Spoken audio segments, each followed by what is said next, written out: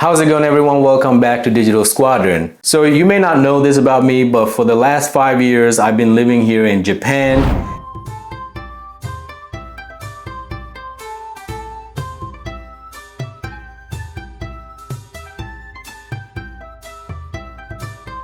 And one of my favorite things to do during that time is to go thrift store shopping, especially stores like Heart Off, Manga Soko, and Book Off. Especially Manga Soko, man. That place is like a giant thrift store on steroid. You can literally find anything and everything there. So yeah, like I was saying, I like to go to these stores looking for great deals on game console and old used electronics. So for the past couple of weeks, I've been hitting up Heart Off, Book Off, and even Manga Soko looking for great deals on consoles. And boy, oh boy, was I able to find some great deals on video games, especially PlayStation video games. And some of these PS3 and PS4 games, they're only 100 yen, which is like less than $1. And I was also able to find this PlayStation 4. I believe this is the limited edition Playday event that the PlayStation runs annually. So another great place to check for used products is Amazon Japan. Just like the one in US, you can look up a product and go under other sellers and see what you can find under the used area. I was able to pick up this PS Vita for a great price. So sit back and relax. So I'm gonna go ahead and open these up to make sure that they're in great working conditions, and maybe we can play some of these games that I have here.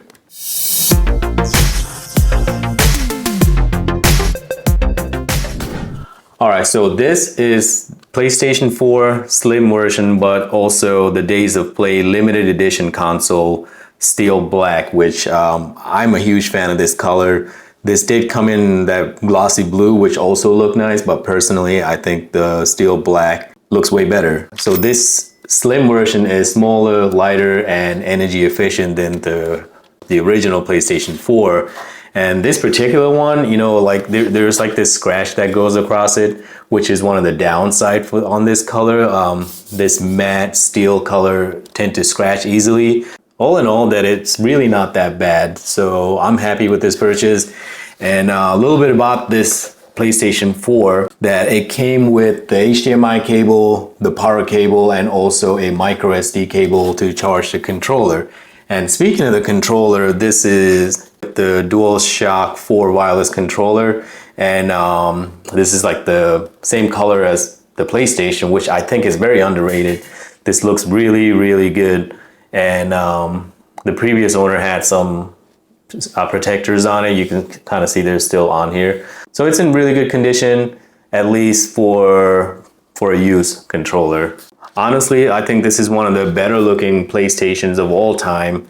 My personal favorite is the PS3, the glossy one, the original one, but I'm still on the hunt to get one of those. So let's go ahead, power this guy in, and make sure everything's working, and we can even play some of these PlayStation 4 games that I have here. One thing I forgot was that this thing's probably have not been connected to the internet in a long time. So it took me about good 20 to 30 minutes of downloading firmwares and updates just to be able to get on the main screen.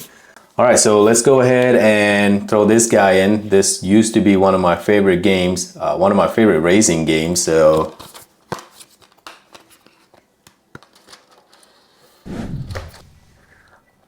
I mean, really, even though this console is a few years old now, the graphics still holds up really well.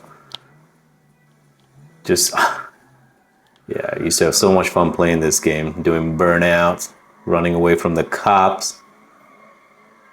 I got Tony Hawk Pro Skater 5. I've never played this game before, but I used to be a huge fan of the Tony Hawk Underground game, so hopefully this is just as good, if not better, because this is the newer version, right? So let's check it out. Honestly, I forgot how fun these Tony Hawk's games were. I might actually stop playing these again.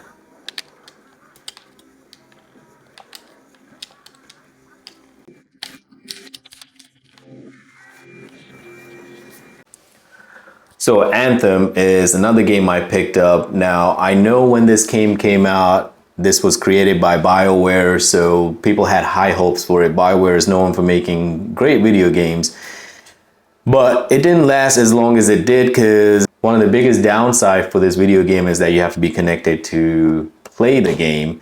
And unfortunately for me, EA decided to stop supporting these games. They've shut down the server, so I can't even play single player offline on this game. Either way, I only paid 100 yen, which is less than $1, so not so bad. So this is just gonna be some paperweight. And I also picked up a couple of the FIFA games.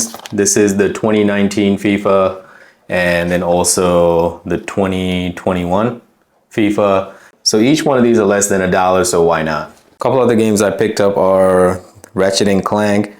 I'll put the price on the screen somewhere for each of these. This is Ratchet and Clank All for One. Got Grand Theft Auto 5. Now these are all PS3 games. And this thing, not sure what it is. This was, as you can see, only 100 yen. Looks cool, looks like a fighting game, so I'll have to check it out. This is Metal Gear Solid.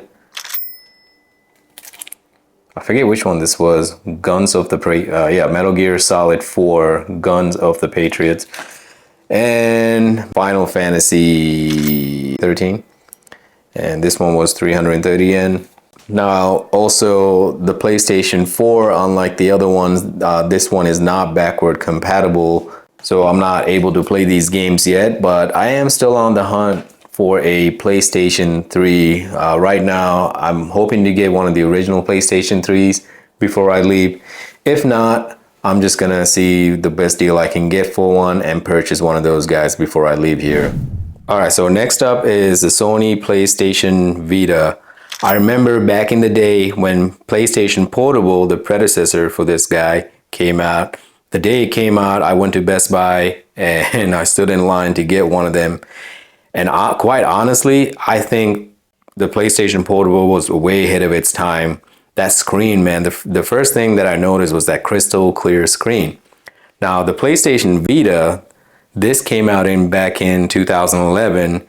Even though it's not the newest handheld console out there in 2024, it still has a lot of amazing features and fantastic library of games. So one thing to keep in mind is if you're in the market for a PlayStation Vita, is that there are two different versions of this.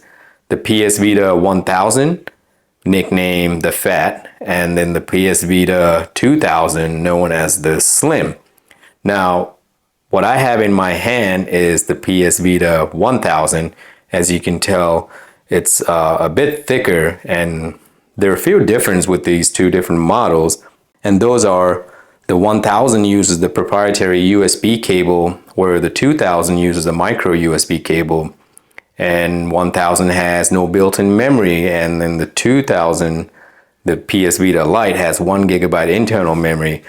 But the major difference, the reason why I went with this is because the screen. The 1000 series has an OLED screen, and the newer PS Vita 2000 series has a IPS LCD screen.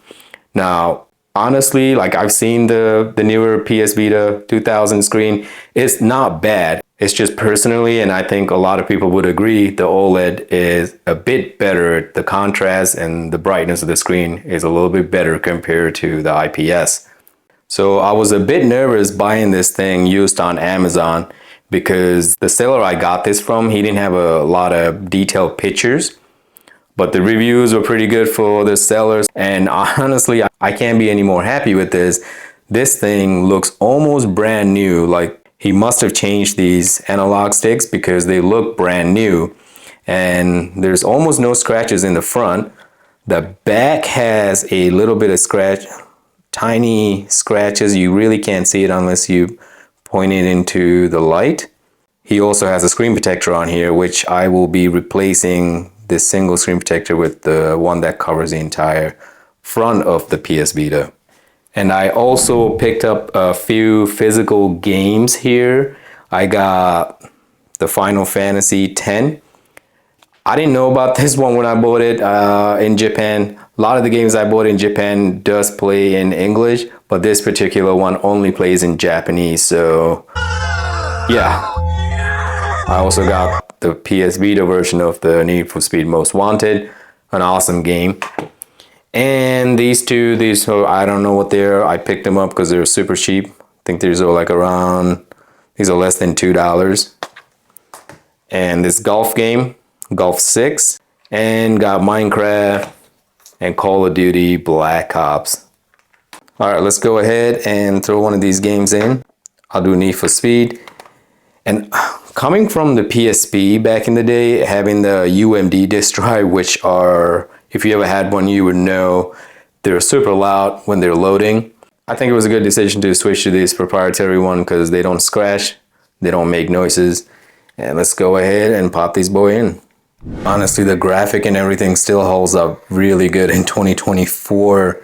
PSP has always been one of my favorite handheld, and this just take it a step further. Yeah, I'm crashing because I'm looking at the camera and playing this right now.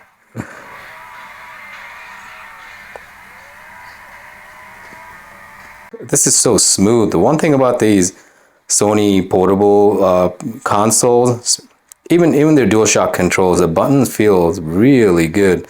The bumpers, the directional pad, and the shape ones, they just feel really nice to press. Even playing games like Black Ops feels really good on these analog sticks, and I'm not used to playing, first-person shooter on analog stick. Typically, I play those on computer, but I will say it does feel good. The responsiveness is really good on these joysticks. I know some of you may be interested in jailbreaking the PS Vita.